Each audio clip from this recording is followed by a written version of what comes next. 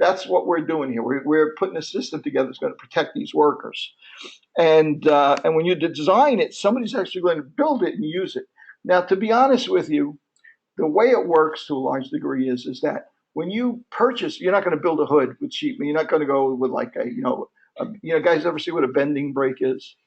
Something that you use to bend sheet metal into different shapes, put corners and take off edges on sheet metal and bend it and so on and so forth. You're not going to go find a bending brake and find rivets and build your own hood. You're going to go onto the market and buy an appropriate hood for whatever application that we wind up with. Okay, and you will get some hand holding from the manufacturer on that hood to help you with the design. So you're not going to be completely off on your own. But when the rubber meets the road, who is that used to use that slogan? Was it Michelin or Goodyear or something like that? When the rubber meets the road, you're the one that's responsible. So you have to make sure the design is right. Okay, so we're going to be looking at it today. We're going to add the next component, probably one of the most important components to this, which is the hood itself. Okay, so let's take a look at this. Yes. Last week you were talking about like the 90 degrees and 45. The bends, right? Yeah, but I was looking at the Omer and stuff. Yeah. Could you go over back? Sure. Sure. I'm gonna open a chart right now. Take a look at the chart. The issue here is that when we design the hood, as we're going to do tonight, right?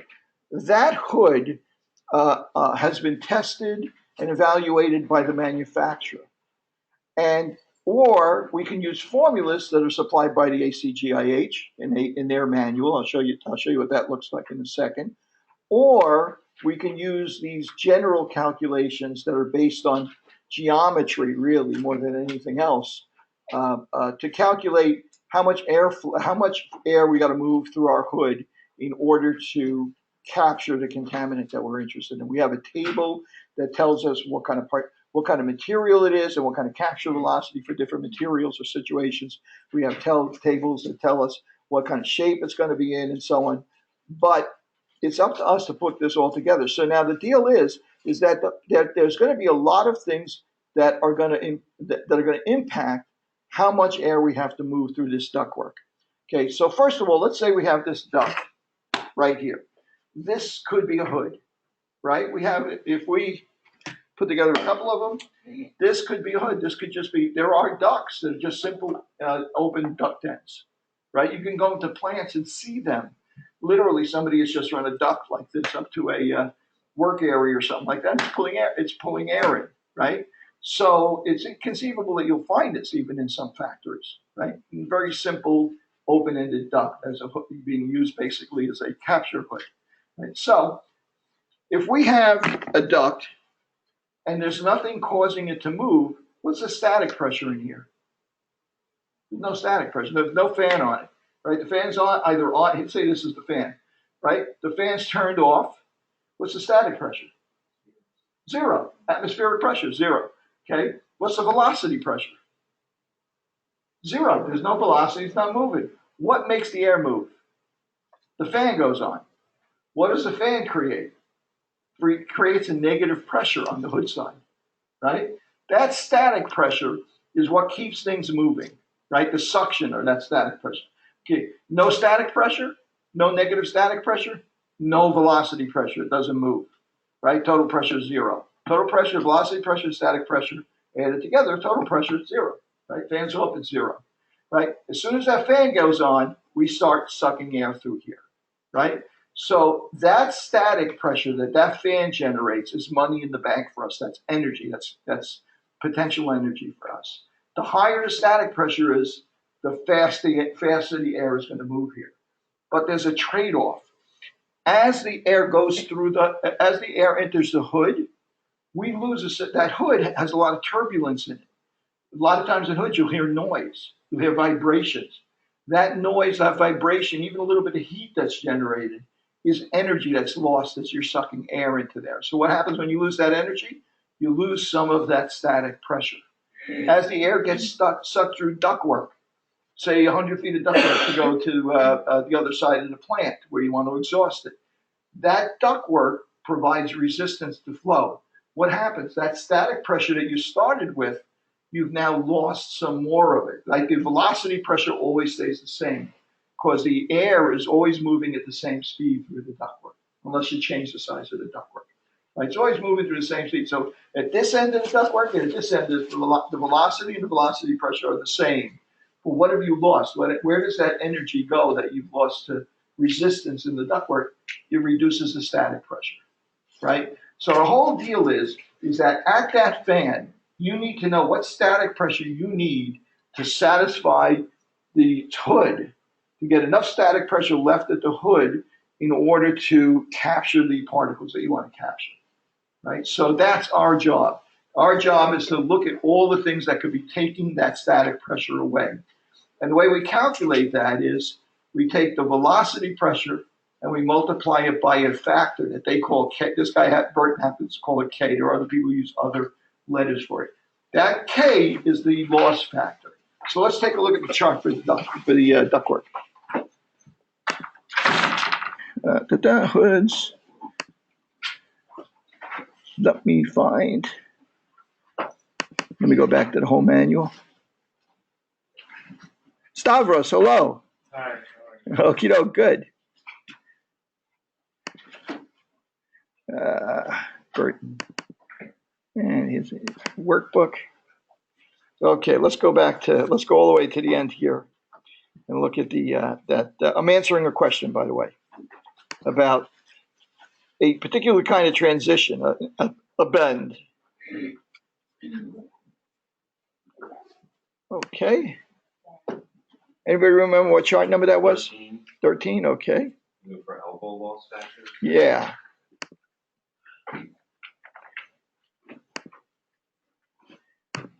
Okay, 13. Here we go. Okay, so let's look at the best kind of bend you can have, right? If you can imagine an abrupt bend where the air has to move through it and it hits a wall and has to turn 90 degrees, that's the worst you can have because you're losing a lot of energy when you impact that air into the wall. It bangs, you hear a lot of noise, it generates some heat, and so on and so forth. So the worst thing you want is just a simple turn like that with no elbow, right? So what's the K factor? Well, the K factor is 1.2. What does that mean, that K factor? We're going to get to that in a second. Okay, so now, what's the best you can do? Well, the best you can do is have a smooth, like PVC duct, a nice smooth turn, right? And the ratio of that turn, that turn, instead of being an abrupt turn like that, is a really smooth long turn, right? So if you look at the radius over the diameter, that's the radius of the turn over the diameter. So if you have a big number like this, that's telling you that it's a very gradual turn. In other words, the radius, let's say the duct is 1 foot in diameter, the radius of the turn is 3 times that, it's 3 feet in diameter. So it's a nice smooth turn. So if I told you that you had a round duct with a 12-inch round duct with a smooth turn, like a PVC pipe or something like that, a smooth turn where the ratio of the radius of the turn to the diameter of the duct is 2, in other words, 2 foot diameter, right, 2 foot radius on the turn, the duct is 1 foot, right, radius is 2, right? Well, what would you multiply the velocity pressure by to get how much static pressure that you're losing? Right, you take 2, go over here. For a smooth transition, it's 0.13. You multiply the static pressure. Let's say at that point it's 3 inches, negative 3 inches. Multiply it by 0.13. So that's roughly what you would lose in static pressure going through that transition. Okay, makes sense? Now, the reason why you have all these things over here, you ever go to Home Depot and buy a piece of ductwork turn? If you look at them, they don't have every day. You know, I had this, they threw them away. I wish I had one here to show you, but if you go to Home Depot, when you buy a turn, it's straight, right? If you look at it, it's got these little triangular sections. You guys really need to go to the hardware store every once in a while. How many of you guys haven't been in a hardware store in a year? Right? These people, gee, okay. What about the guys who won't admit it? They haven't either. Okay, so anyway, let's see. Home Depot. Okay, Duct Elbow. I mean, this really, you really have to get your hands on this stuff to understand what we're doing here. Okay, come on. Duct elbows. Here we go. This is a good picture. See this? When you buy this is straight. It's coming in the bottom, coming out the top, straight. Why is it turned like this now? Because you twist these sections so that if you can imagine, if you twist this section so that the narrow part's at the top, and then this section also, it turns out straight. You can literally adjust the angle of the turn to how you twist this thing. Okay, everybody got an idea what I'm talking about here? Okay, so you can have a 45-degree turn with the same fixture that gives you a 90-degree turn right here. Okay, how many sections are here? I would have called this 2 sections. Okay, maybe three sections. Right, it's straight. By the time you make the turn, you got 3 sections. Right, so you can have some that are 5 sections. Which one do you think is less of a traumatic transition? 2 sections or 5 sections? 5 sections you can make more gradual than this, right? So if you look at our chart again, okay, the more sections it has in making the turn, the less the loss that you're going to wind up with in that turn. So let's take the same situation. We're talking about a 12-inch duct with a 2-foot radius, right? Which is this, right? Okay, 2 feet over 1 foot. If I go across here, if I have the 5-piece piece stuff, the static pressure loss, the energy that I lose to that turn is 0.19 times the velocity pressure. If it's 4 pieces, 0.24. If it's 3-piece, it's 0.33. And if it's mitered, there's such a big energy loss that they just say use 0.12. Okay, so you get it? The more gradual the turn. Does that answer your question? Yeah. It doesn't sound like it. Doesn't sound like what's exactly the question that it asks? Oh, on the quiz? Yeah. You said what is the 90-degree elbow loss where the elbow radius of curvature RD equal to? So on there I would look for 2. Yeah. Yes. Is that what the ratio? Yeah, 2. Okay. And smooth? Did it say smooth? Smooth duct? Yeah. Yeah, smooth. So yeah, if you look, this would be your K factor. That's what you would multiply the velocity pressure by to see what the loss is. Okay. Okay. So now, for a 45, that the book saying you got to put the angle over 90. There you go. It's down, actually, I think it's down here, right? Isn't it down lower in the table here? If it's for angles different than 90 degrees, K equals the angle over 90 degrees. So in other words, if it's 45, it would be half of that factor. In other words, if the factor came out to be what we were looking at, 0.13, 45 degree would be 0.065. Yeah. That's only for mitered. Oh, I'm sorry. Is that only for, did they say it's only for mitered? Well, no, it'd be for everything. Yeah, it'd be for everything. In other words, this table is for a 90-degree turn. He's asking what if it's only a 45. In the question, I think it says that it's like a 60-degree turn. Oh yeah, then it would be 60 over 90. It'd be 2/3. Oh no, hang on a second. That's with turning vanes. Okay, now there's another. That's why we really need to get you guys more practical experience on that. If you look into ductwork, like in this HVAC system here, in order to direct the air and reduce the amount of energy loss, right, or whatever, allow more air to move, some of this ductwork actually has vanes inside of it, so it actually kind of directs the air around the turn. If you cut it open, you'd look in and you'd see these turning vanes. Let's go back. Let's go back to the books here.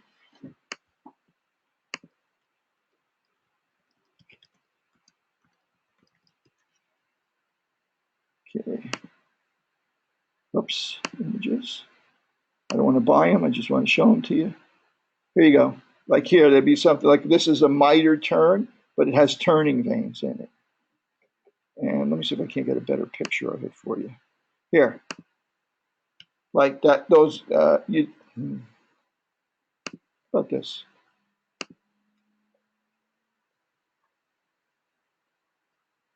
Oh, there it is. See, so in other words, air would this be hooked up to ductwork, air would be coming in here, and the turning vanes would take away some of that energy loss at this mitered corner. So that's what they're telling you. If you're going to use, it's going to have turning vanes in it, that you can reduce the energy loss a bit. Okay, it's unusual to have turning vanes in exhaust duct. Why? Because a lot of times you're working with particulates, and what's going to happen when you have particulates? They're going to hit these things. They're going to abrade it. They're going to pile up on it. There's going to be turbulence. It might stack up there and stuff like that. Might be, and you'd have to go in and clean it and stuff. So I don't think you're going to see too many exhaust duct systems with turning vanes. Where you will see them is in HVAC systems, which we're going to get to at the second half of the semester. Okay, so now one loss is our turns. If we have any turns in it, that's going to be a problem for us. We're going to lose energy. Where else are we going to lose energy? Well, the length of the ductwork, right? If you can, you want to run ductwork only 10 feet rather than 100 feet because that extra 100 feet is more friction, more energy loss. How do we figure out what the loss is for linear ductwork or straight ductwork? Anybody remember where we went in the book or in the tables? We actually have, remember chart 5? Chart 5, we could actually use it to look up the K factor for different types of ductwork. I'll go to chart 5. Here we go. Chart 5A, actually, ours.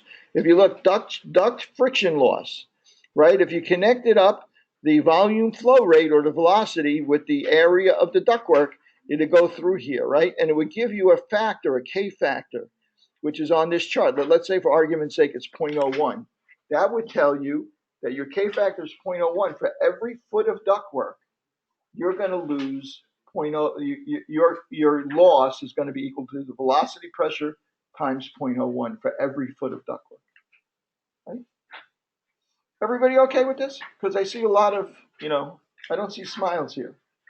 It's kind of like some of the stuff I'm not. It's piling up on you. Okay, all right. First, let me back up one step and ask you by show of hands, how many a scale of 1 to 5. How many understand this at this point? Like just the sections we're talking about, like this idea of velocity pressure, static pressure, energy loss. This trade-off between static pressure and velocity pressure. How many of you guys understand this at a level of 4 or 5? Well, I would need to actually apply it, like go through equations to really see if you got it. Okay, but 4 or 5. It seems like it makes sense. Okay, how many of you between 2 and 4, like in the middle range here, so far? I think the problem for me is the conversion. But I get the overall idea. But we're gonna try and avoid the conversions as much as possible because in the United States we don't like using like international. In the book, you'll notice every exercise almost he does in both U.S.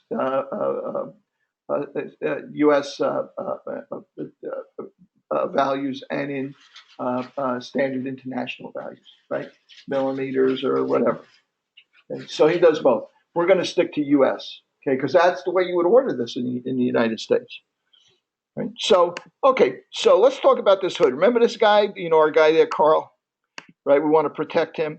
Well, what we need to, now that we're started talking about how we're going to put all this system together, and next week, we'll actually sit here and apply it. I will come up with a story for you.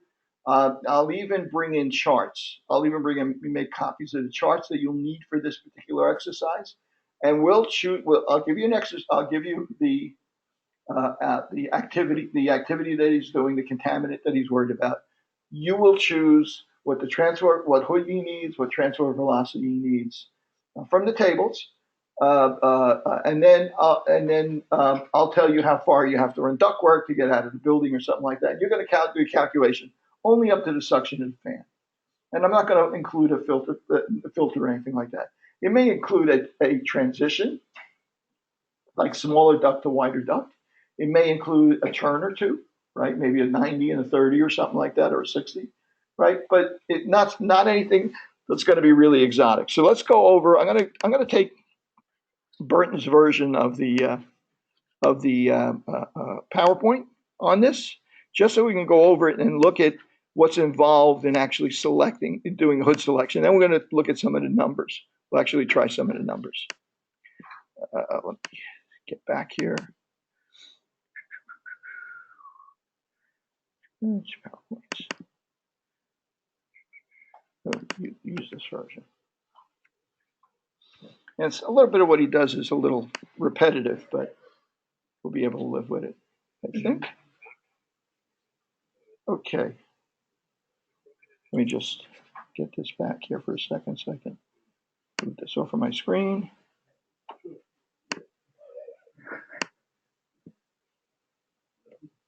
Okay. We're going to talk about hood selection. Again, a lot of this hood selection is going to involve a lot of formulas that involve in the book, he goes over in painful detail. This idea, remember, there's a few different new elements that he introduces.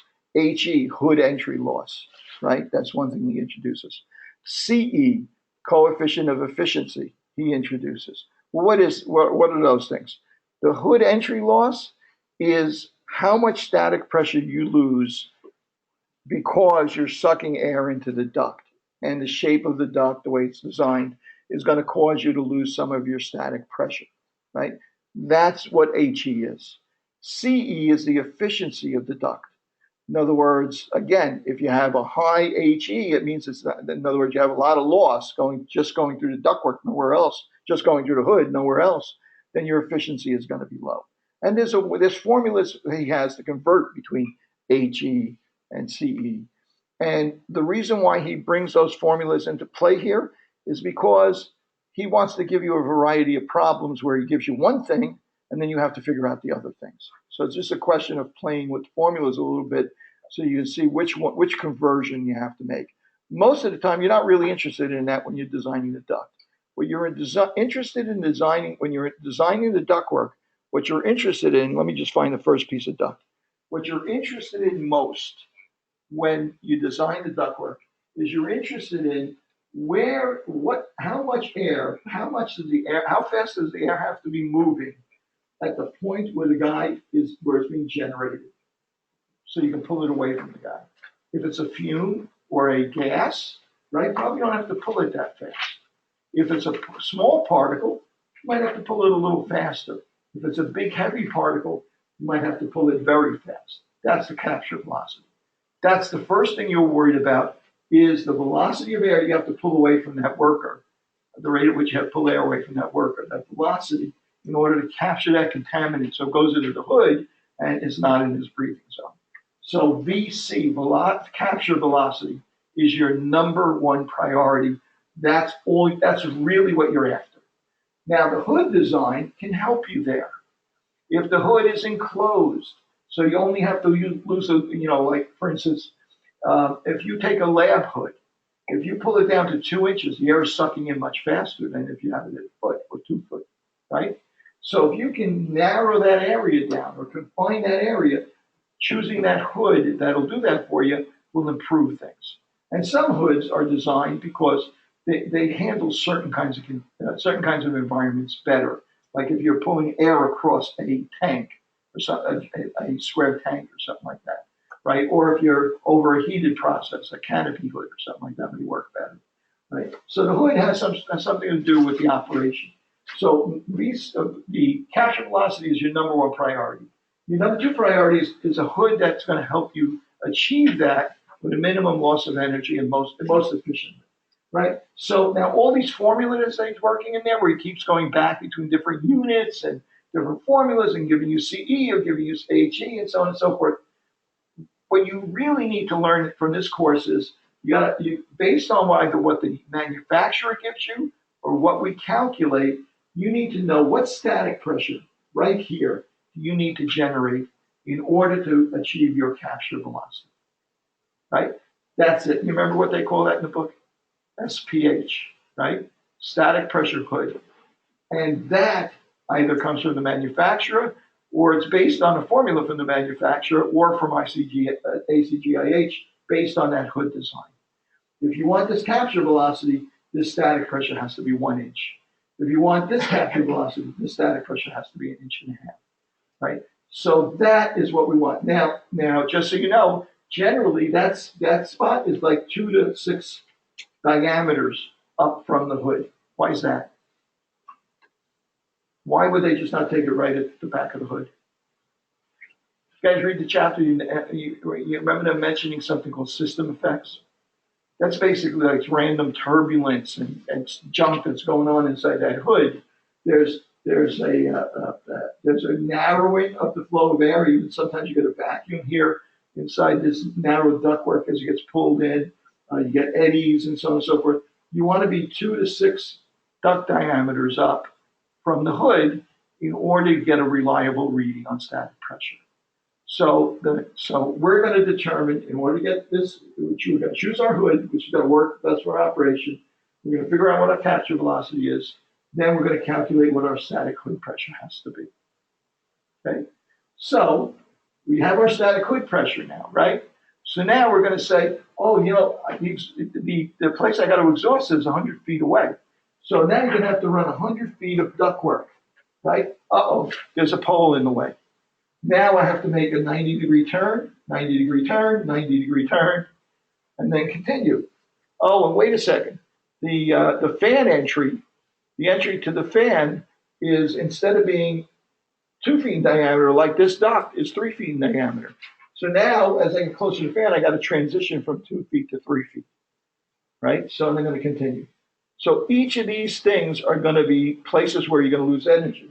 So static pressure here, you know that you need to achieve is, say, 1 inch of water, right? Negative 1 inch of water.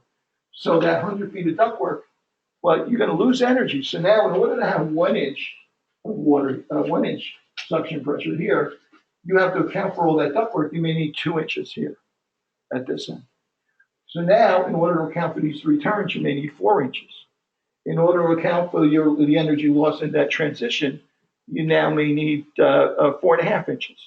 So now, just before your fan, the static pressure that your fan is generating has to be 4.5 inches, or you will not achieve your 1 inch here.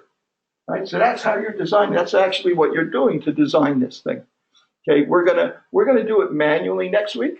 As we move forward, we're going to start to employ some of the spreadsheets that he has developed that actually do this for you, right? That you apply them. But if you just apply you won't know how to apply the spreadsheets unless you really start to understand this. Okay, so that's the deal. So now we know that that fan has to move 4,000 cubic feet of air, right, at a velocity of 1,000 feet per minute. Right, the velocity pressure we know from the velocity, right? Velocity and velocity pressure are convertible. We even have a chart to do it automatically. You know, we can look it up. We don't have to get a calculator, right? So that velocity pressure, that static pressure, that's energy that we have to generate from this fan. So now we can figure out what kind of fan we need, how big a fan we need, what the horsepower of that fan is going to have to be. Now we got a little ahead of us out there because we can't just worry about the suction side of this thing. Now we have to exhaust the air outside. So this stack may have to go 50 feet in the air. And that's resistance to the flow. That's positive static pressure here because it's pushing the air out, right? But this ductwork is going to cause us to lose energy. So the static pressure here has to be a certain amount in order to make up for that loss of energy, or it'll back up. You don't get your negative static pressure there. So we're going to have to figure all this out, figure out what this fan horsepower has to be, and how to select that fan. That's the deal. That's what we're doing. And I guarantee you that within 4 weeks, say, right, I don't know when our midterm is, within 4 weeks, you will know how to do this. It's not that complicated, right? But the deal is you got to kind of start to look at it that way, as kind of you have to start putting building blocks together. And you can look at this as building blocks. Here's one building block. Here's another building block. Here's another building block. Here's a turn. That's another building block. Here's more ductwork, and so on. Right? And you have to see what the effect of each one of these is. Does it make sense? Right? Okay, good. Just think of it as a big vacuum cleaner. And I'm sorry I don't have this stuff here to show you. I'll see what I can rustle up. Stavros, if there's any chance they saved any of that stuff? The ductwork, nothing. The transitions. Where is all the equipment? Is it still there in the lab? Some is there, but not the duct. Yeah. They throw it away. Okay. Where are they doing the lab this semester? In the conference room upstairs. Okay. They're just using whatever handheld equipment they have or something like that? Okay. All right. It's not really a lab. Yeah. Yeah, we're just talking about it. It's more of a demo, more of a classroom kind of situation. Right. Okay. Well, this is more of a classroom kind of situation. If we had my druthers, we would have that equipment in here. You could measure through these static pressure measurements. Okay, so that's the deal here. These are your basic things that go into a hood, right? We went over this before. You got the hood, you got ductwork, you got and the ductwork can have turns, transitions, so on and so forth. Now, typically, you need to protect the environment and you need to protect your equipment. Like if you have a heavy particulate, you don't want that getting caught up in the fan, hitting the fan, eroding the fan blades, and so on. So typically, before the fan, you'll have some sort of air cleaner. If it's organic, right, you probably might have activated charcoal to capture the odor before you discharge it outside the plant.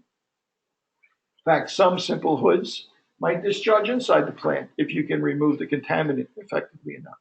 But most will exhaust outside. Okay, then you have your fan, and then you have a discharge system. Okay, 3 basic types of hoods. Enclosing hoods, right? We have any number of enclosing type hoods. Paint booths are enclosing hoods. Grinders are enclosing hoods. See it down there. You have capture hoods. Basically what we were talking about. You want to generate enough air velocity to capture a contaminant. This one uses a simple duct. You'll see a lot of welders use these portable units that have a little flange on them or something like that they can move directly over to their hoods to their work. And receiving hoods. A typical example of a receiving hood might be an exhaust system in the kitchen, a commercial kitchen or something like that, because they really move air very slowly, but they take advantage of the fact that the ovens are, the cooking underneath is warm and the air is going to rise up anyway. Okay, closing hoods. Okay, exhausted enclosures, another name for them. So I just want to go over some of the pictures so you get a look at them. And some of these in some plants, we don't get to see too many plants like this here in New York where there's not that much manufacturing going on. But you go to Pennsylvania, you'll find a lot of metal plants and plating plants and so on. You used to find a lot of plating plants in New York as well, especially in the Bronx. And a lot of them would have like these various kinds of enclosure hood, receiving hoods, and because of heated plating baths and so on. And a lot of times very ineffective hood situations. Okay, here's a paint booth, right? You see where the ventilation here is in the paint booth, right? See the wall back there? Those are all slots in there, right? So they have giant fans behind there sucking air through this enclosure where they do the painting. Okay, here's an enclosing hood with a cutout because the process, that might be a laser cutter or something like that. Okay, here's another enclosing hood. Now, what he's demonstrating here is that if the guy is only going to use half the hood, right, he only needs that much space. Well, why not cover this up and close it more effectively? Because we know that the amount of air that you need to move is equal to the velocity times the area. If you reduce the area, right, in order to achieve the same velocity, you can move less air. You need a smaller fan. Or you can, since the area is smaller here, you'll get a higher velocity. If you want to keep if you keep the same fan, you move the same amount of air, the velocity on this hood will be greater. You'll do better capture because there's less of a open area for it to pull air in. Okay, capture hoods. Okay, so let's take a look at this. Now, the deal here is, here's a breathing zone here. I think he was trying to disguise her face here with these blue things, but that's just as well. That blotches her breathing zone. I don't know what that, I think that must be cover some product name or something like that. So she's soldering. So here's her capture hood. What's the key here? We need to figure out for this activity, right, soldering, what velocity do we need to capture the the organics, when you solder. The fumes from the lead in the tin or whatever she's using, but also the fluxes. The fluxes are organic and they boil off as you're soldering. We need to know what the capture velocity there is. Anybody know where you might look up the capture velocity? Sorry, what's that? Fluxes? Fluxes. Fluxes is an organic material that reacts with metal oxides. And what it does is it reacts with the oxides as you're soldering, so the two surfaces bond better. You can have rosin fluxes, or you can have acid fluxes, two different materials, right? But it's like a kind of a waxy organic material, oily or waxy organic material that are frequently used when you're soldering so that you get a good joint. So now, where would I find what capture velocity I need for this activity? Take a wild guess. I'll give you a hint. You pay between $99 and $160 for it. It's in the book. There's a page in there with recommended capture velocities, right? One of the charts at the end of the book is recommended capture velocities. I'm going to have to prove this to you guys. Okay, so see what I'm saying about this? I mean, really, to a large degree, if you can work with these formulas and work with these charts, you're going to be able to get through a lot of this stuff without having to freak out over a lot of the math that he injects into this because he wants you to understand the theory.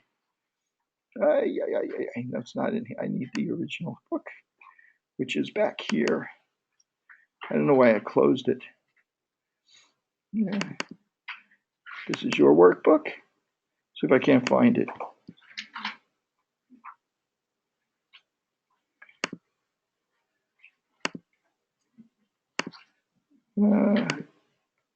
Anybody see it? 8? Here you go. So let's see which capture velocity we need for this activity. Do we see soldering in here somewhere?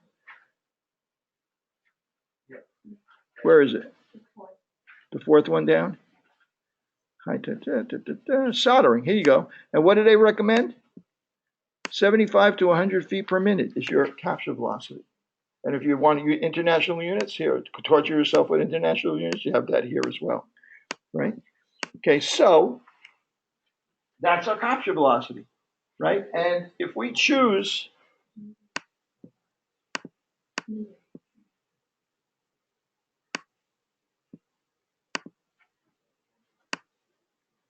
why do I keep losing these windows?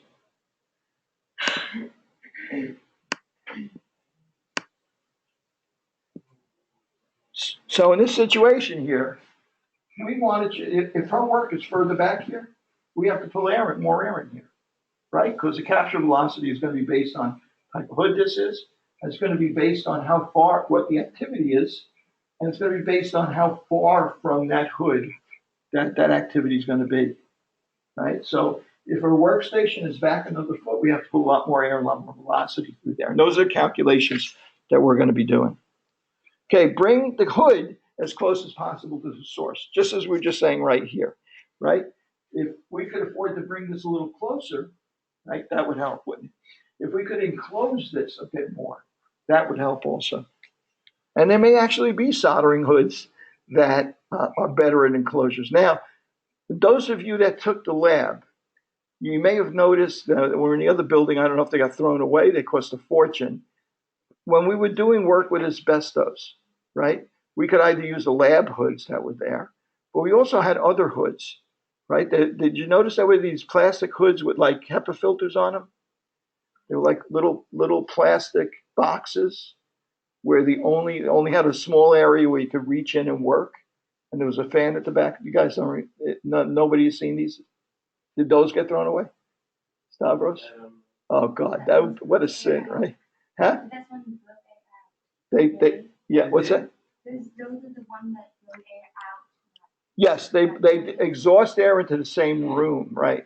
I'm sure we can't find one of those, but it's an enclosure, right?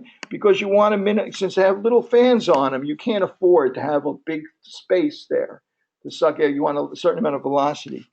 Asbestos hood indoor exhaust.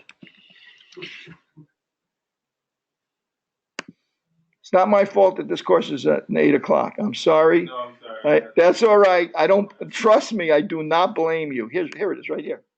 Right? They have hoods like this. Right? It's very similar to this hood, except that it had an enclosure, so you really could just get your hands in here. And it had a HEPA filter on it. It was just at the back of it. It was exhaust indoors. Okay, but that's hood also. But why can you get away with that? Because it's enclosed, right? Much more efficient. Okay. Capture velocity, again, charts 8 and 11, okay, where we determined that. Now, I think there's also, there's some sort of correction factor, I think, for the nature of some other heavier particles, somewhere in there as well. Here, there we go. He has it in this display. Okay, now, the deal here is that there's a whole bunch of things that he's suggesting that here that you could have done to improve this. One is to move it closer to the work. The other is to flange that hood. So right now, the way it's working right now is there's a whole bunch of air that's getting pulled in from around this area rather than from where the work area is. So in fact, some of those hood equations that we're going to use later on to figure out how much air we have to move, right? Some of them actually look at this as a big sphere here that it's pulling air from. Where if it had a flange on it, you could just look at it as half of the sphere that it's pulling air from. Okay, here's a guy that's got a little bit of a problem. What's the problem here? The ductwork is not in the right position. Like the hood is not in the right position.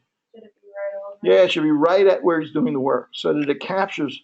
Well, actually, what you're really interested in looking at is the fumes here. See the fumes here? The sparks and stuff like that is not really much you can do with those pretty big particles and a lot of velocity. But the fumes are what you want to protect them from. And it's not doing anything. You're going straight up. Okay, hood's too far away.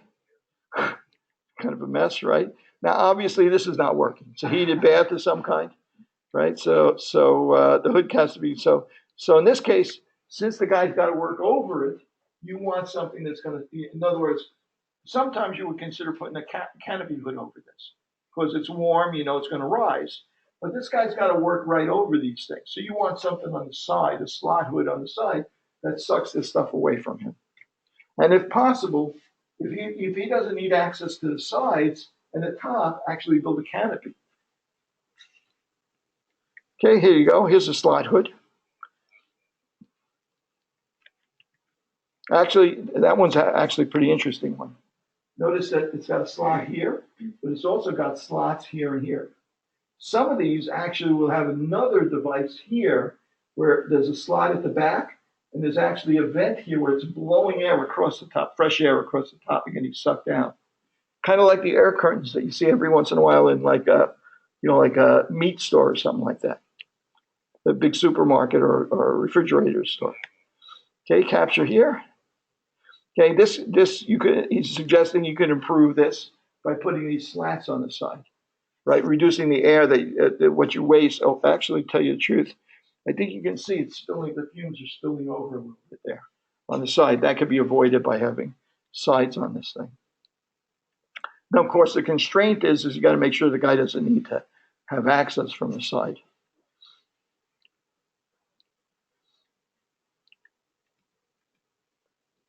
Okay. Oh. Okay. So now, remember we were just talking about flanges and flanged and unflanged? Just simple hoods. This is the simple end of a duct, which we see, trust me, you see it all the time used as a hood. Right? Problem here is you're pulling air from all the way around this. You get sucking air from the side. Put a flange on it, right? Well, now you're forcing it to pull air only from the half of the hemisphere that's in front of it. Okay, we do the experiment in the lab all the time, and these numbers never come out quite right. I think our equipment wasn't very good at measuring it. What are the percentages of the graph? Is 100%, 60, 30? What do they mean? That's a good question. I don't know. Maybe that's the percentage of the velocity, of the air velocity, about 100% velocity here, and 7.5% of the original velocity there. Either that, or it could be maybe the area, right? Maybe it's the area here. Like in other words, within here, it's 50. This is basically like having a sphere that has the area here No, that would be the other way around. But More like a capture rate. yeah, I think it's the capture rate also. There's an audio portion of this that we're not hearing now. That you might, if you play it, if you guys have it, those of you that do have it, might want to play it and listen to it. If you think I could drone on, he's like amazing. Says, plays, okay, yeah, training, obviously. Okay, slotted capture hoods, these are very common. And with air supply to compound hoods. Receiving hood, this is passive hood. Okay, just waiting for the fumes to rise up into it. Okay, now this one, the hood's not in a very good spot here, right? Oh, here's canopy hood. Okay, now that one actually seems to be capturing the most of what's going on there. Right? You don't see smoke coming out of there like this one. Okay, again, canopy hood wouldn't be a good choice there.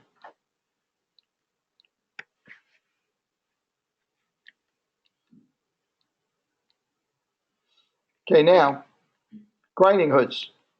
Okay, most grinding hoods, you're going to want to have some sort of canopy type situation. You want to enclose them because the particle sizes are so big.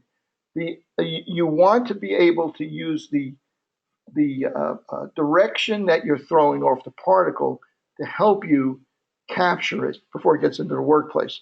So they're giving you an illustration here of a grinding wheel where the particle's coming off of it, but the takeoff is right back at the point where you would start to blow particles off the grinding wheel, rather than the second one where it really has to go. It's kind of hit and miss. Okay, bring the hood as close to the source as possible. Exhaust as much air as arriving at the face of the canopy hood. Okay, now this is probably an AA, I guess, a very early old AA, right? So they're burning off metals in here. They're creating metal fumes here, right? As they run samples. But since it's such a hot gas system, basically this could almost be a passive hood. Yeah, and access doors obviously doesn't help to leave them open. Push-pull, here's an example of a push-pull hood, right? There's,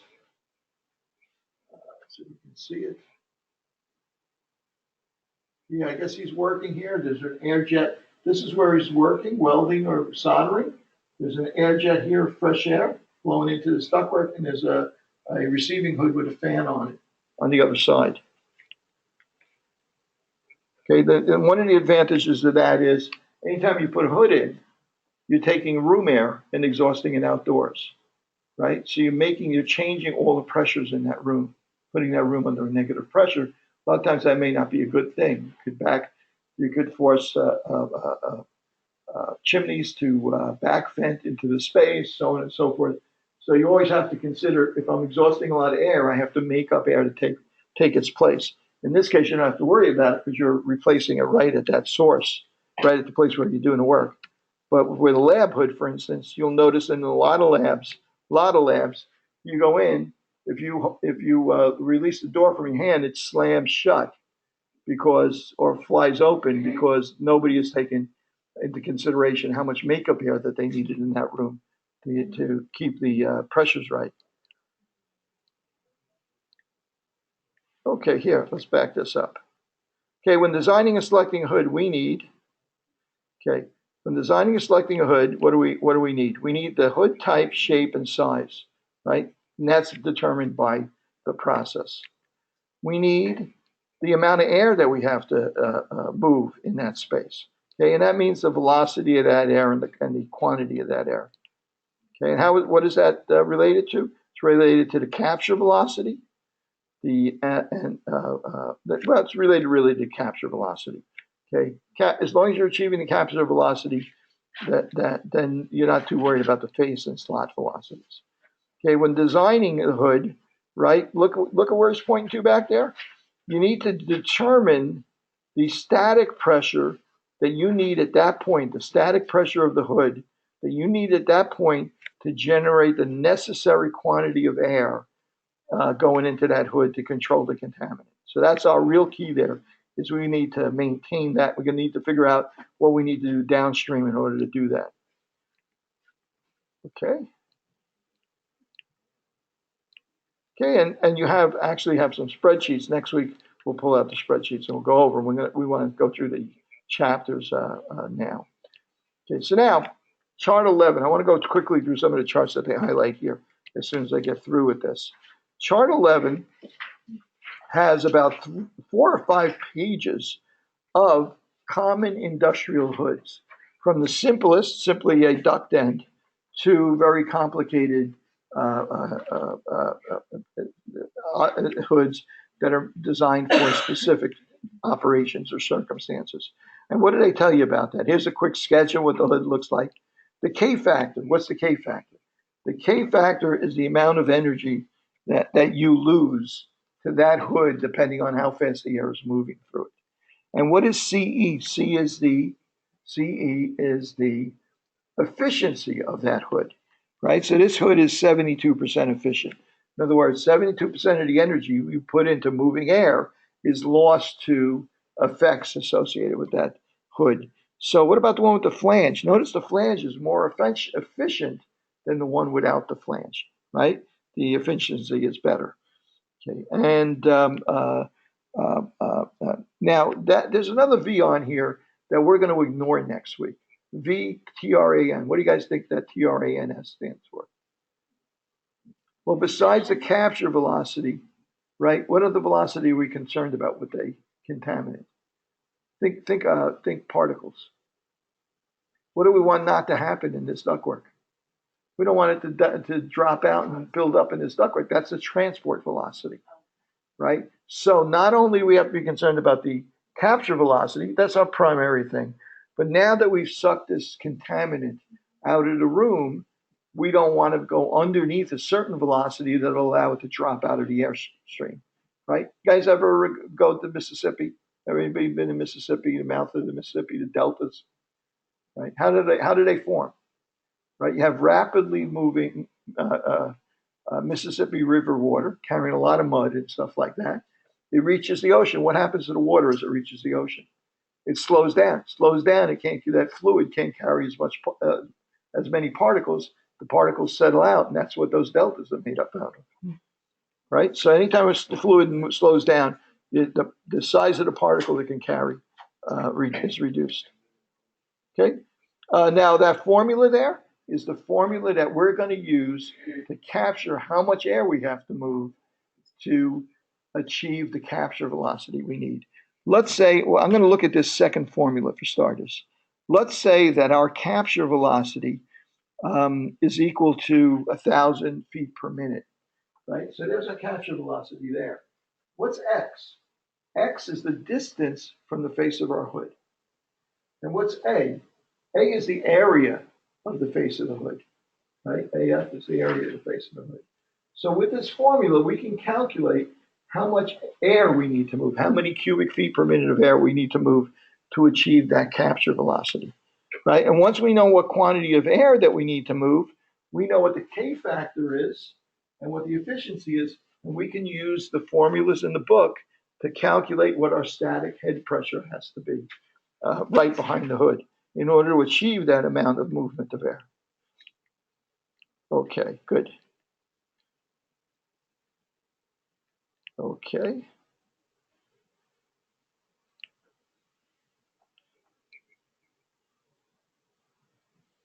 Okay, let's go back over. Let's go through this real quickly.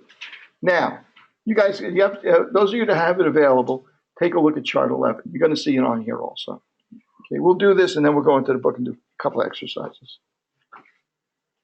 Are we doing? Okay, we're good. Okay, so, okay, so now we're going to set up a hood, I guess similar to this one that they're showing next to us.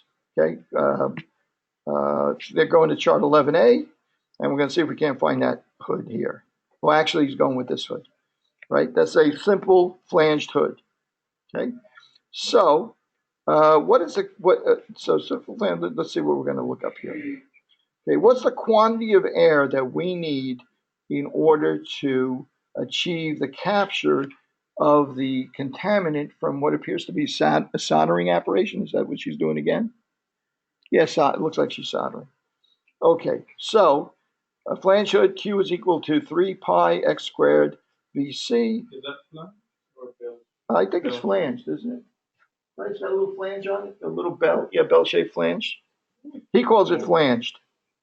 What's the difference between bell shaped and the regular? Like, it's a huge difference in the K-pack. I don't know. Let's see if we got a picture of it there. Let me get to. But I mean, in his chart. Yeah, let me get the chart. See if I can see a difference.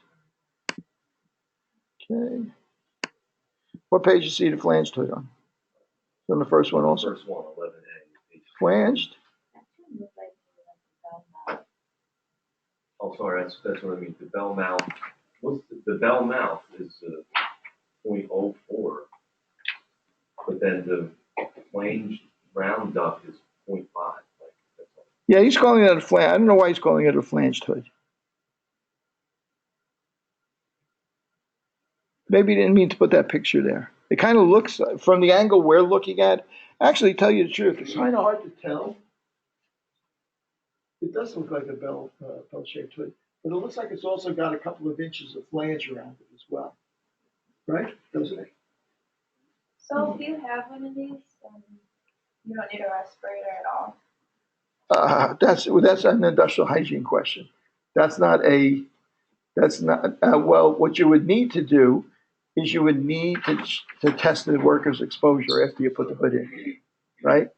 So for instance, you would need to have the worker at this desk doing this work, right, for an 8-hour period and monitor their breathing zone while they're doing the activity, right?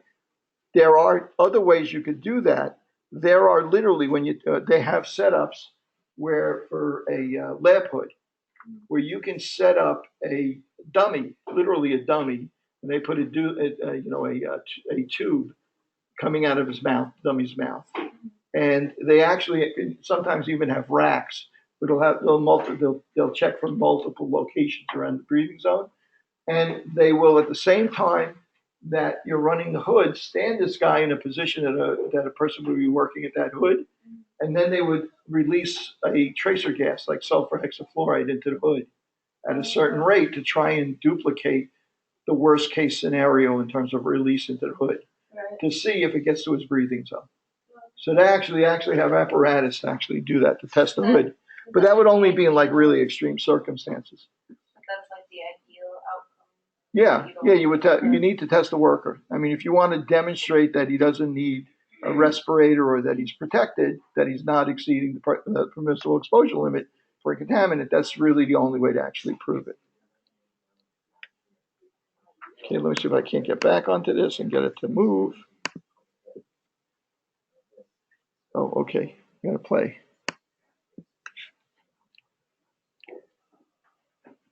Okay, so it looks like a soldering operation using a capture type hood. Okay, so the velocity is splitting the difference there, 75 and 125, and he's saying he needs a velocity of 100 feet per minute. He's going back, he's putting that information into his formula for the amount of air that he needs. That's the 235 cubic feet per minute. Okay, and he's also using an alternative approach to figure out what the flow rate is going to be. Okay, in that alternative approach, what he's doing is he's saying, well, the kind of device that I have here is not just a plain duct, in which case I would figure that air is coming from this whole sphere getting sucked into that duct. So the distance, the velocity of the air at this distance, the area that you're concerned with when you convert from quantity of air to velocity is the surface of that entire sphere. Well, here it's only the surface of half the sphere because the flange keeps it from sucking it, pulling air in from around behind it. Guys got that? So instead of a flat area, now it's a curved area. He's using this, you would use this method only if the manufacturer didn't give you a formula to use to do your capture velocity calculations. In other words, this is the method you would use. You'd look this up on the chart or in the ACGIH ventilation handbook. You'd look up the formula that you need to calculate the airflow that you need for that capture velocity. If you do not have a chart and the manufacturer, or if you're building your own hood and there's no way for you to easily test it like the way a manufacturer would, you would use these formulas to calculate how much air you would need to move in order to generate the capture velocity that you need. So if it's a plain duct, it's basically a big sphere. The area is a big sphere because it's pulling from all directions.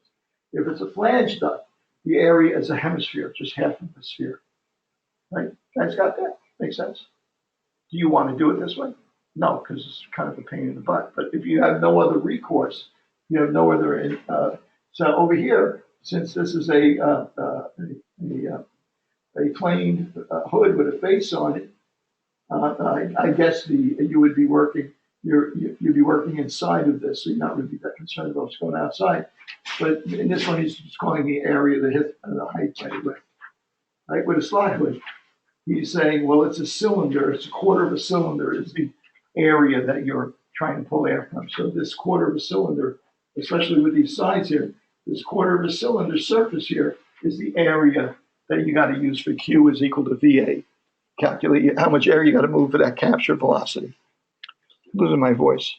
Okay, that's the area method. Okay, he has spreadsheets for this. Again, next week we'll get into the spreadsheets. So it shouldn't be that painful. It's a little bit harder to deal with that anyway. Typical areas for flow rates for different types of hoods. Okay, and that textbook, that book you see there, is a manual. It's about maybe that thick, and it's an oversized book about that big. And it basically has technical data on many, many different kinds of industrial hoods. And in fact, a lot of these formulas that you see here are derived from that book. He might say which ones are from the ACGIH textbook. Okay, let's see.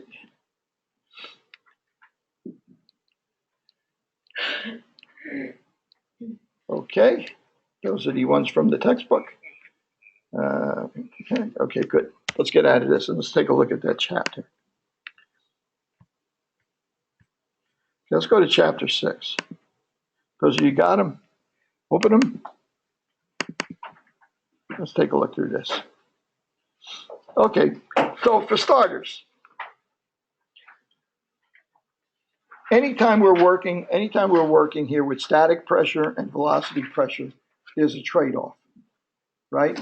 When we create a suction, once the air starts moving, we're giving up some of that static pressure to create that velocity pressure. So our total pressure is our static pressure and our velocity pressure added together.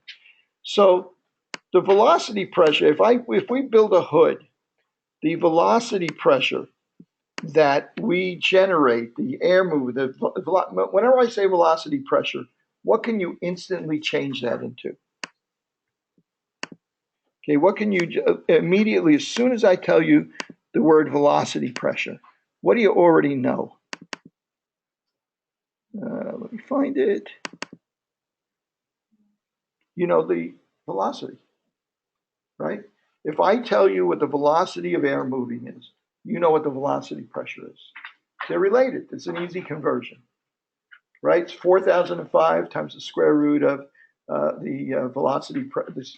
Velocity is equal to 4,005 times the square root of the velocity pressure, right? Okay, so you can convert back and forth. Velocity, velocity pressure. You know one, you know the other, right? So now what we're interested in is how that hood and that velocity is going to affect how much static pressure that we're going to lose, right? So our first formula here is, what's the static pressure that I need in that hood to achieve a certain velocity pressure? Okay. First thing we do is we calculate. Here's our hood. First thing we do is you calculate what our capture velocity has to be at the right distance. we say we need that velocity. We use our formula, our hood formula, to determine what quantity of air that we need to pull into this hood in order to achieve that velocity. So now we know Q, we know how much air is going in here. At the back of the hood, this converts into a duct. Now that duct may be 1 foot in diameter. So we know that we have to pull so many thousands of cubic feet per minute of air through a 1 foot diameter duct, let's say, right? So we can figure out, we know what Q is, the quantity of air, we know what the cross-sectional area of the duct is, we know what the velocity is in that duct. We know what velocity we need in the duct to create that capture velocity, right? Step 1, what's the capture velocity? Step 2, use the formula to figure out what volume of air I have to move, Q. Step 3, convert Q into the velocity that you need in the duct that'll move that Q, that'll move that quantity of air. Step 3, we know what the velocity is. Now, what's the velocity pressure in that duct, right? Well, that's an easy conversion from velocity to velocity pressure. Now, step 4, how much static pressure am I generating at that in order to get that suction to work? What does my static pressure have to be? And there's step 4 right here. You can calculate your static pressure by taking the velocity or velocity pressure of the air moving at the duct right at the back of the hood, a couple of diameters up from the back of the hood, and adding the loss that's due to that hood, the hood energy loss, right? So the static pressure is equal to the velocity pressure plus the hood energy loss. Well, how are we going to figure that out? Okay, well, we're going to move up on this a second. The static pressure loss is equal to K times the velocity pressure. You guys remember on that hood chart there, what were those two symbols? What were those two things that we had besides CE, the efficiency? We also had K, right? So if you know what the velocity pressure is going to be, and you know what K is, you can figure out how much pressure you're going to lose as that enters the ductwork. So that's your static pressure loss, right? So in other words, your hood entry loss is equal to the same thing, your static pressure loss, K times the velocity pressure. K from the chart, and the velocity pressure you calculate because you know how much air, how fast the air is going to move through the duct. Okay, so that's just that. That's our start. That's where, if you look at our hood, that's what our static pressure has to be.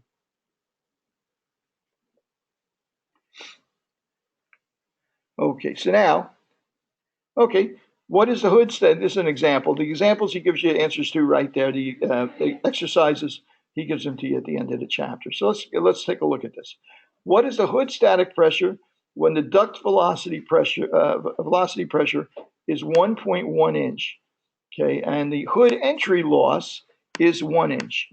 Well, the hood static pressure is just the sum of those two things, right? In order to have a velocity pressure of 1.1 inch, when you're going to lose 1 inch of pressure to losses on the hood, it's going to be a sum of them. So the total, the static pressure at the hood, at the back of the hook, has to be minus 2.1 inches. In other words, here's the hood. The static pressure at the back, I'm going to make this the front of the hood here. Static pressure at the back of the hood after it enters the ductwork. Static pressure there, if it's 2.1 inches, right, you lose, what did we say for the entry loss? You lose 1 inch, right, 2.1 inches. You lose 1 inch of that static pressure to losses going through here. So what does that leave for the velocity pressure? 1.1 inch, right? 2.1 minus the loss leaves, you remember, it's there, the total pressure is going to be velocity pressure and static pressure. So that leaves 1.1 inch for the velocity pressure. If we need to move more air, then the static pressure changes, the velocity pressure changes. And this equation will account for that. The second version of this is just the same thing except international units. Okay, and by the way, this is one of the reasons you don't measure it right at the back of the duct, because you have these transition effects or system effects. Anytime you get close to a transition or a fan or something like that. Okay, estimate the hood static pressure given the velocity pressure and the amount of the hood the hood loss, right? The loss due to the hood. Okay, well, the velocity pressure is 1 inch. The hood pressure is the hood loss is 0.8 inches. Then it's got to be 1.8, right? Okay, so let's see if we can find something a little bit more challenging. Okay, so now things get a little bit more interesting here. Okay, so now, Hey, Professor, yes. that sign hood loss on the SPA, so that's absolute. Yeah, you know what they did there was they said, well, the static pressure, we're going to call that temporarily, we're going to refer to that as the absolute static pressure. Static pressure on the hood is always going to be a negative number, right? But the static pressure is going to be what you lose to inefficiency of the hood and what you contribute to the movement, to the velocity of the movement of the air, right? So the static pressure, in order to move the air at that speed, the static pressure has to be big enough to get the air moving at that speed. They show it as a positive number, so they don't have to bother with the signs. But then as soon as they do the calculation, I think they go ahead and they restate it as a negative number, like here. Right? They do the same thing here. Right? Right, negative 2.1 inches.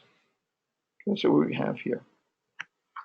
Okay, now this is basically the what that the hood efficiency factor is, right? The coefficient of efficiency. Okay, so basically what they're saying here is if there were no hood losses, how much air would you move at that same static pressure? If there are hood losses, what do you actually lose at that? And the ratio of those things is the efficiency of the hood. And you can calculate that based on the static pressure of the hood divided into the average pressure, the velocity pressure of the air moving in the ductwork, and you take the square root of that ratio. What are you doing there? You're seeing how efficient you are at taking static pressure and converting it into velocity pressure, right? So in other words, if you start with the smaller the static pressure is, and the higher the velocity pressure is, the more speed you get for the amount of suction, the higher the efficiency. It's basically what that formula is telling you. Are you going to use that for anything when you design the hood? No. When you manufacture the hood, are you interested in calculating that? Yes. Does he give you a bunch of exercises that are based on that formula? Yeah, but I mean, in the long run, they're going to be dropped away to history as we actually get into, actually designing this stuff. Okay, hood and static pressure is average velocity pressure is 0.2 inches. Okay. Okay, remember the hood, you can actually look up what that loss factor is for different kinds of hoods. It's related to the amount of loss going through a hood is related to how fast you pull air through it. It's like your car. Do you use more gas when you drive fast or when you drive slow? When you drive fast, you're using energy less efficiently. Same thing here. When you're pulling air through the ductwork more quickly or through a hood more quickly, it becomes less efficient, right? So that K factor is what you need. You multiply by the velocity that you're generating, and then the pressure of the velocity pressure that you're generating. And the higher the velocity pressure, the bigger the loss of static pressure that you have in that, and the higher your static pressure has to be to achieve that new velocity. Okay, so you can actually, figure out, well, if I want more velocity in my hood, what does my static pressure for my hood have to be? Okay, so I'm gonna hold off on the rest of this for now. And what I'm gonna do is I want to just go back to, you brought up the question of the quiz, and there seems to be a lot of uncertainty about that. And I want to open that up and just go over them with you guys now.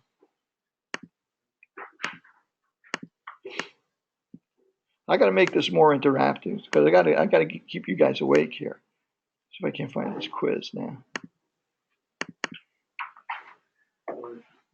Yes?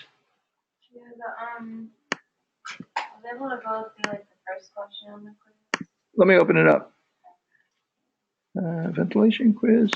I don't want to open the answers. Oh, that's not it. Oh, it's a Word document. What did I do with it? What did I do with that Word document? Yeah, I was trying to set it up on Blackboard, but it was such a pain in the butt.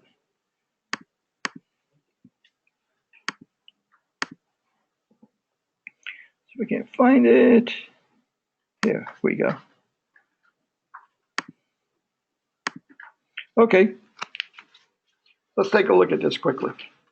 What is the airflow through a duct of 12 square feet, velocity of 1,000 feet per minute? How much air is flowing through that duct? What equation would you use to figure that out? What's that? Yeah, Q is equal to A times V. What do you know? You know the area, cross-sectional area is 12 square feet. The velocity is 1,000 feet per minute. So what is the amount of air, cubic feet per minute, that you're sending through that duct? It's the velocity divided by the area, right? Am I right about that? 12. I thought it was velocity times the area. Q is equal to VA, right? Okay. Oh, I'm sorry. Yeah, there you go. Okay, 1,000 times 12. So what's it going to be? Well, it would be 12,000 cubic feet per minute. Yeah. That's not an option. Yeah, that's not an option. So what happened here? Let me see. Oh, yeah, it must be 12 inches squared. There you go. Correct that for me. Oh. Okay, that'll work now. Next, now I know what the problem was. Okay. You could have just told me that there was something wrong with that problem. Well, yeah, that's what I was Okay. saying. Okay, a 2-inch by 5-foot slot hood exhausts air at the rate of 2,000 feet per minute. How many pounds of air are exhausted per hour? This is just a simple conversion when we're talking about density, right? So just a couple of these relate to stuff a little early in the semester because I don't want you to completely drop this stuff because it will show up when we do the midterm. Just a few questions at least anyway. 2-inch by 5-foot slot hood exhausts air at the rate of 2,000 feet per minute. How many pounds of air are exhausted per hour by this hood? Okay, so what's the area? 2-inch by 5-foot is how much? That's 1/6 of a foot times 5 feet, right? That's 5/6 of a square foot, right? Times 2,000 is how many cubic feet per minute? Okay, right? Anybody right? Am I right so far? 5/6 times 2,000. I'm going to just say roughly 1,800 cubic feet per minute. How many pounds of air exhausted by hour? Okay, so 1,800 cubic feet per minute times 60 minutes gives you a number of cubic feet per hour, right? And what's the density? The density, whatever that comes out to, the density is 0.75 pounds per cubic foot. You would just multiply that times the number of cubic feet per hour that you've calculated, and that would come out, cubic feet would cancel, and that would come out with how many pounds of air that you've been dealing with. Why would you be interested in pounds of air? Because mass determines how much energy you're transferring when you're transferring warm or cold air, right? Get it? In other words, you're interested in the weight of air when you want to know how many BTUs you moved from one spot to another, right? So occasionally that might come up. They might actually need to know something like that. Okay, let's see the next one. Is anything so far that's challenging, except for the fact that I had the wrong unit there? No, right? Okay, we'll take a quick look at them together. Fill in the blanks for the pressures in inches of water. Okay, the duct size is 1 foot by 1 foot and does not change. Okay, so now, since I told you that the duct diameter doesn't change, and you got 5,700 cubic feet per minute going in and 5,700 cubic feet per minute going out, what do you know about the velocity pressure? It's going to be the same. It's only dependent on the velocity you're moving through there. So since the duct diameter doesn't change, it's always the same velocity going through there. 1.5, 1.5, 1.5. So what about the total pressures? All you have to do is add the other two pressures together to get the total pressures, right? Okay, what about static pressure here? Okay, number 3, point number 3. What do we need to do there? Well, it's a little bit different here. We know what the total pressure is there. We know what the velocity pressure is. So we got to subtract the velocity pressure from the total pressure to find the static pressure at that point, right? Total pressure is equal to the sum of the velocity pressure and the static pressure, the kinetic energy plus the potential energy. I need you guys to smile or do something like that, so I know this is getting through. What is the average velocity of air in a duct where the average velocity pressure is 1.2 inches? All you need to know, if you know the velocity pressure, you know the velocity. If you know the velocity, you know the velocity pressure. How do you do it? You can use a formula, that 4005 in the square root, or you can pull the table up. Or a chart, I think you could use a couple of tables, right? You got chart 5, right? Let me go into these charts here. One is chart 7, right? What did we say the velocity pressure was? 1.2 inches. So velocity pressure of 1.2 inches comes out to how many feet per minute? 4,385 feet, right? You could do it that way. What's the other way you could do it without pulling out a pencil? You go to chart 5, right? In chart 5, we have what we have again? We had the velocity was, no, we had the velocity pressure is 1.2. Can I do it here? Well, yeah, here it is right here. Velocity pressure is 1.2, right? So it's somewhere in here, right? So you can get 43, whatever it came out to. It's a little harder to read here, but you can get a rough idea of what it is here. 1.2 velocity pressure is going to be 4,200, 4,300, pretty close to what we just got the other way, right? So again, didn't even need to pull out a pencil for that. Right, so I want you to get comfortable with this, playing around with this stuff, and after a while, once you start to get a handle on this, you'll actually like doing it. Right? I mean, it seems hard to believe, but you will. What is that? This is a question we addressed earlier. What is the 90-degree elbow loss factor, where the elbow radius of curvature is R over D is equal to 2 in a smooth transition? Right? We got that from the transition chart. And that only asks you for the loss factor. Doesn't ask you to calculate anything yet, right? Just the loss factor. Okay, so let's take a look at, I would have to go back to the text for that. I don't have that one open. Why don't I keep closing that?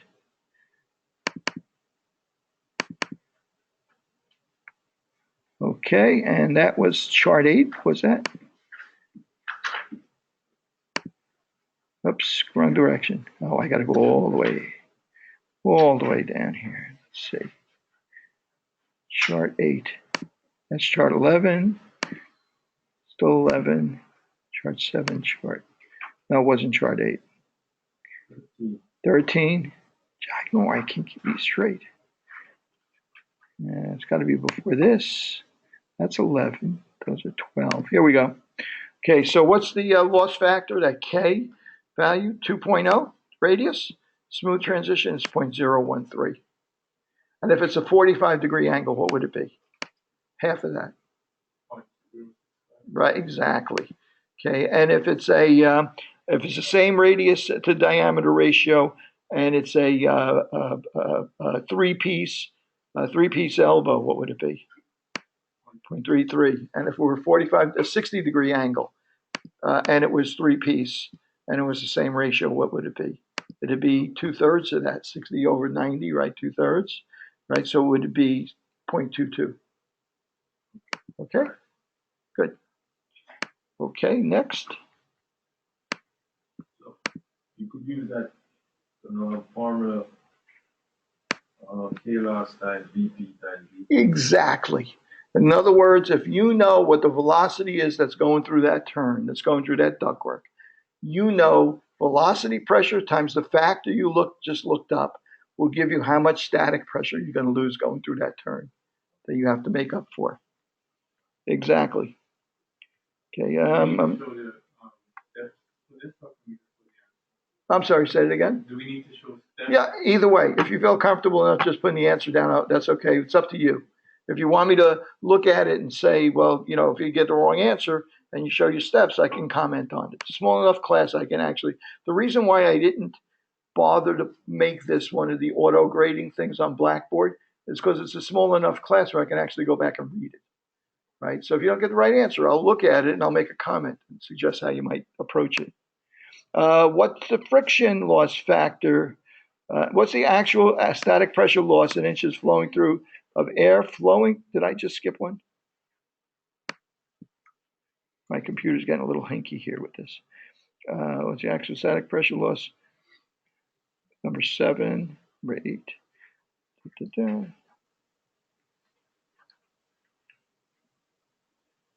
90-degree turn.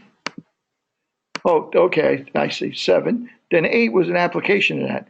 What's the actual static pressure loss in inches of air flowing in 90-degree smooth elbow, what we just looked up, right? 0.13, I think it was. And an average velocity of V equals 4650. This time I changed it. It was our radius diameter is 1.5, so it'd be a different number.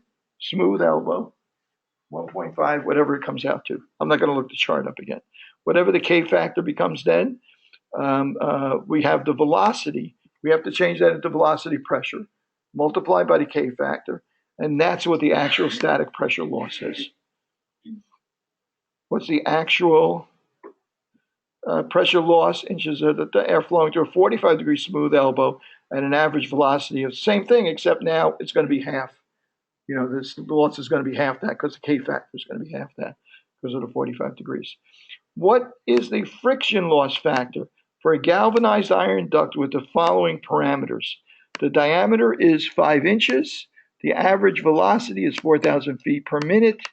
Okay, what's the friction loss factor there? Where do we look that up?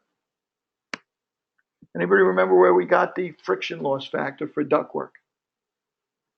Another chart. Another chart, yeah. How about chart 5? Galvanized is 1. Yeah, well, hang on a second. You're getting ahead of yourself there. The first thing we want to do is figure out what the loss factor is per foot, right? That K value. And we got the K value from chart 5. Okay, so if you look over here, here's duct friction loss, right? And what we're going to do is, I'm going to annotate the arrow. Okay. What I'm going to do is what was the size of the ductwork? 5 inches? Am I right about that? Yeah, 5 inches. And what did I say the velocity was? 4 what? 4,000? Yeah. Okay. Where does it cross this line here, which is the friction loss, duct friction loss? The K factor looks like it's about 0.05, right? So what do we have to, our friction loss due to the ductwork is going to be equal to the velocity pressure, right? Do we know the velocity pressure? We don't know yet because we just had the velocity, right? Well, 4,000, and we can look that up right now. A velocity of 4,000 is roughly 1 inch of water, right? So 1 inch, right, the velocity pressure, times the K factor, which is 0.05, times the length of the ductwork, which let's say it's 100, times what factor did I leave out? You just mentioned it. The roughness factor, right? There's an extra factor where you're dealing with ductwork, where I think galvanized iron is assumed to be 1. Smooth galvanized iron is assumed to be 1. No, I don't know. Let's look it up. I forget what table that's on now. I think I just answered for the K value there, right? I may not even, maybe the next question answer for that. Okay, let me do this here, roughness factor.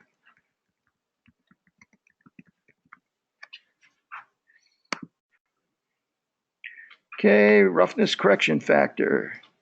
Does it say what table it's on? No, it doesn't. Chapter 7. There's a future chapter. K loss factor 10, chart 10. See if it comes up on here. Here you go. Chart 10 is right. Yeah. So for a galvanized iron duct, the roughness factor is longitudinal seams, hot dipped is 1, right? If it were rolled galvanized iron steel, it's a little less than 1. If it's flex duct is notoriously inefficient, right? If it's flex duct, the roughness factor is 2.5. You're multiplying the loss by 2.5. Okay, so the K factor we use chart 5 to look up, and then we multiply by the loss per foot by the number of feet of ductwork, and we also then multiply by a roughness factor if the duct is not galvanized iron. If the galvanized iron, we left it with 1. Okay, so let me go back to the problem.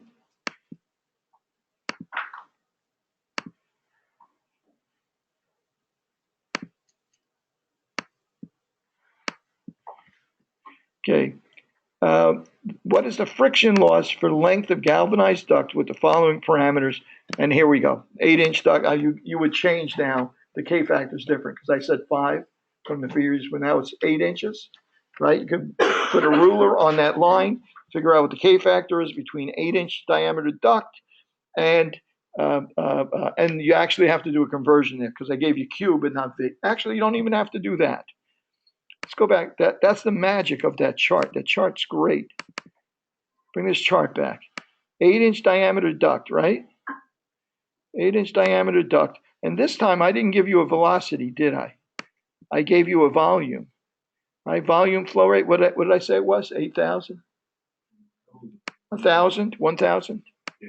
Okay, so 1,000 feet per minute would be going through there 8 inches. I can't pin that easily. 8 inches going through 1,000. So our K factor would be more like 0.03. Right? You see how that line goes through there? I'm using the flow rate of 1,000, connecting it to this 8 inches. Actually, I don't even need this, do I? Actually, I do need it because if I just do this, right? It'll give me for an 8-inch duct and 1,000 cubic feet per minute. It'll give me the K factor of 0.03, but it won't give me the velocity of the air going through there.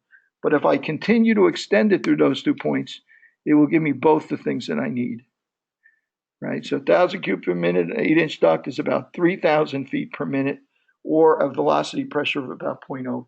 Right? So everything I need I can get right from this one chart. Okay? Was that number 11? Was that problem number 11? So you guys give this a try at home. Was that the last problem?